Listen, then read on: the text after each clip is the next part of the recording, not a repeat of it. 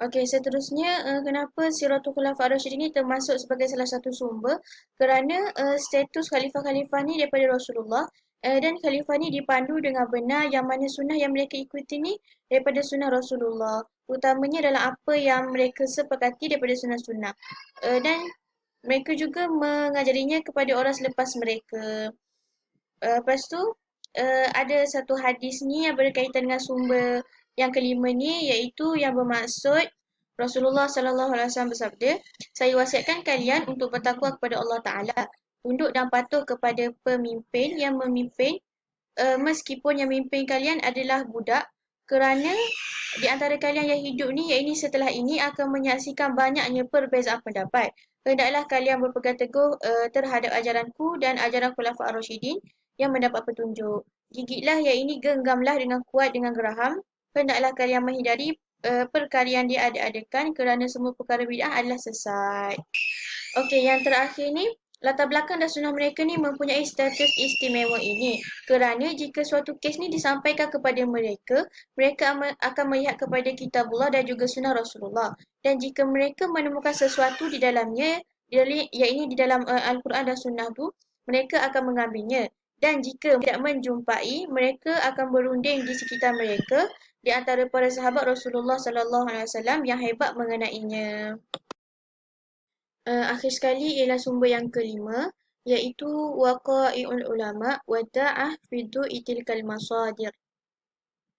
Untuk poin pertama kepada sumber yang kelima, iaitu ta'uddu tajaribul ulama wa da'ah, iaitu yang nak disebutkan di sini ialah uh, uh, sumber yang kelima ni ialah apa yang diputuskan oleh ulama terkemudian untuk menolong kita untuk faham sumber-sumber yang lebih, dan dapat keluarkan hukum baru, uh, yang mana hukum baru tu masih lagi berdasarkan kepada Quran dan Sunnah. Okey, jadi isi yang kedua yang berkaitan dengan wa ma'a ahamiyatu hadhil waqa'i ini berkaitan dengan kelebihan daripada sumber yang kelima, iaitu sumber yang kelima ni bukanlah sumber asal, tetapi sumber yang diambil daripada sumber-sumber terdahulu. Tetapi uh, dia ni boleh diterima kerana dia berdasarkan kepada ijtihad para ulama. Untuk poin yang keempat dan juga yang kelima ni hanyalah untuk menerangkan yang mana kita untuk sumber yang kelima ni kan bukan sumber yang asal. Jadi kita tidak boleh memegang kepada Al-Quran dan Sunnah sahaja, tetapi tidak boleh juga meninggalkan sumber yang kelima ni, iaitu berdasarkan ijtihad ulama, kerana setiap hukum tu akan berubah daripada semasa ke semasa mengikut kepada perubahan peredaran zaman. Terusnya, wa in aulal ulama bil istifadah min waqaihim wa tasrifatihim fiha. Dan sesungguhnya lebih layak ulama ni menyimpulkan daripada peristiwa dan perilaku mereka padanya, iaitu pada para sahabat. Kerana sebab mereka ni paling tahu mengenai kaedah Rabbani dan cara-cara yang lebih bijaksana, dan mereka ni juga sahabat kepada Allah, dan wujud bersama mereka ni latar belakang kepada dakwah yang menjadikan mereka ni lebih baik daripada manusia lain.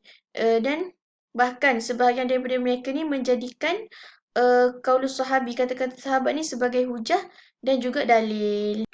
Thumma ya'ti ba'dahum at-tabi'un. Kemudian datang selepas mereka ni at-tabi'un, dengan kebaikan para ulama abad pertama, yang mana diambil daripada sahabat dan dibimbing oleh mereka. Kemudian setelah mereka ni pula datang ulama dan para wada'atiha dan para pendukungnya dari berbagai usia yang tidak ditinggalkan oleh umat sejenisnya. Okey, seterusnya untuk poin yang ketiga ni boleh rujuk kitab muka surat 150 perenggan terakhir, sebab dalam slide ni ada sedikit kesalahan. Jadi wa in kataba at-tarajim was-sir hafilatun bimithli hadzal waqa'i at-tajarub mufidah. Dan ditulis kitab at-tarajim dan sir ni yang mana penuh dengan fakta dan pengalaman berguna.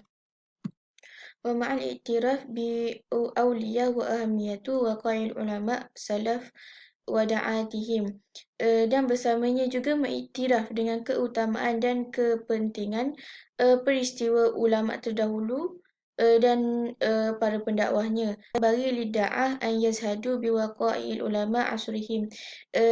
Tetapi tak sepatutnya juga untuk kita tidak mengambil berat tentang ulama, tentang isu-isu ulama pada masa kini.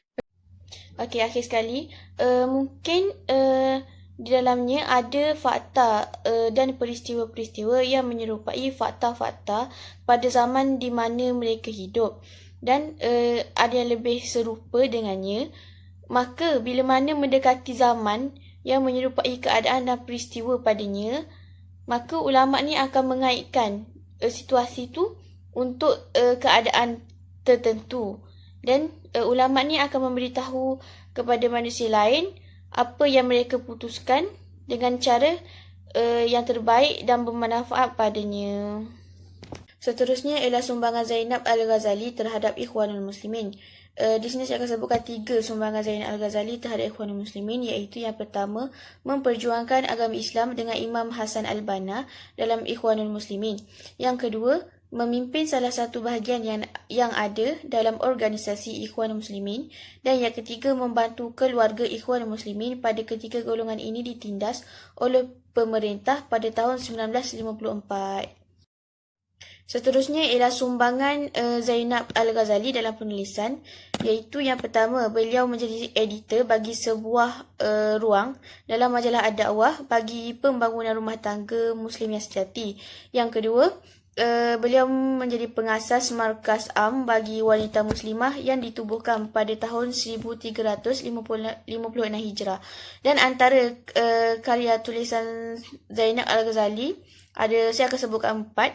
Yang pertama, Ayamin Hayati. Yang kedua, Nahwa Ba'thu Jadid Nazarat fi Kitabillah. Yang ketiga, Mushkilatul Syabab wa Fatayat. Dan yang terakhir ialah Kharizah Al-Mar'ah Asma Allah Al-Husna.